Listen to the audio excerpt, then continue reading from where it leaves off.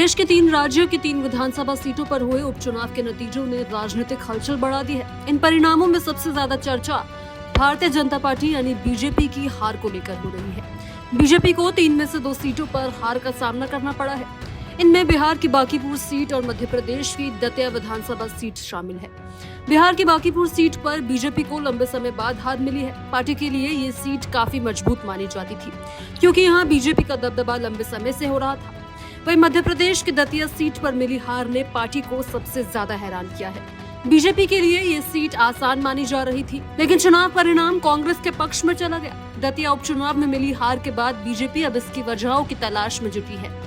भोपाल में मुख्यमंत्री डॉक्टर मोहन यादव, प्रदेश बीजेपी अध्यक्ष हेमंत खंडेलवाल और संगठन के वरिष्ठ नेताओं की मौजूदगी में एक अहम बड़ी समीक्षा बैठक आयोजित की जा रही है। इस बैठक में चुनाव अभियान से जुड़े करीब 20 नेताओं को बुलाया गया है, जिन्होंने अलग अलग जिम्मेदारियां संभाली थी। बीजेपी इस बैठक में चुनावी रणनीति, बूथ मैनेजमेंट, स्थानीय संगठन की भूमिका और प्रचार अभियान की कमियों की समीक्षा करेगी। पार्टी ये समझने की कोशिश करेगी कि आखिर ऐसी कौन सी वजह रही जिनके कारण मजबूत मानी जा रही सीट पर हार का सामना करना पड़ा। दतिया के चुनाव परिणामों ने बीजेपी नेतृत्व को इसलिए भी चौंकाया क्योंकि ग्रामीण क्षेत्रों में पार्टी को बढ़त मिली थी। आंकड़ों के अनुसार गांवों में बीजेपी कांग्रेस से करीब 5215 वोट आगे रही, लेकिन शहर के इलाकों में पार्टी को बड़ा नुकसान हुआ और यही हार का मुख्य कारण बना। शहर में मिली बड़ी हार के कारण बीजेपी ये सीट बचाने में सफल नहीं हो सकी।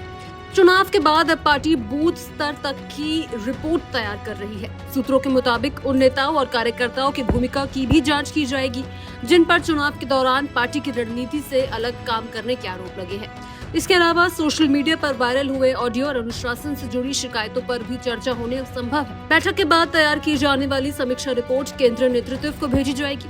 अगर किसी स्तर पर संगठन की कमजोरी या लापरवाही सामने आती है तो पार्टी की ओर से जिम्मेदारी तय करने और कार्रवाई करने पर भी फैसला लिया जा सकता है।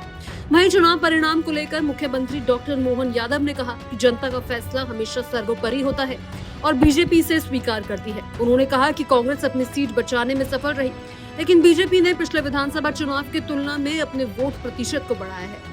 प्रदेश बीजेपी अध्यक्ष हेमंत खंडेलवाल ने भी कहा कि हार के हर पहलू की निष्पक्ष समीक्षा की जाएगी। जहां भी संगठनात्मक कमजोरी सामने आएगी वहां सुधार के कदम उठाए जाएंगे और जिम्मेदारी भी तय की जाएगी। बीजेपी के राष्ट्रीय अध्यक्ष नितिन नवीन ने भी बांकीपुर और दतिया सीट के परिणामों पर प्रतिक्रिया दी। उन्होंने कहा कि पार्टी दोनों सीटों के नतीजों को गंभीरता से आत्ममंथन करेगी।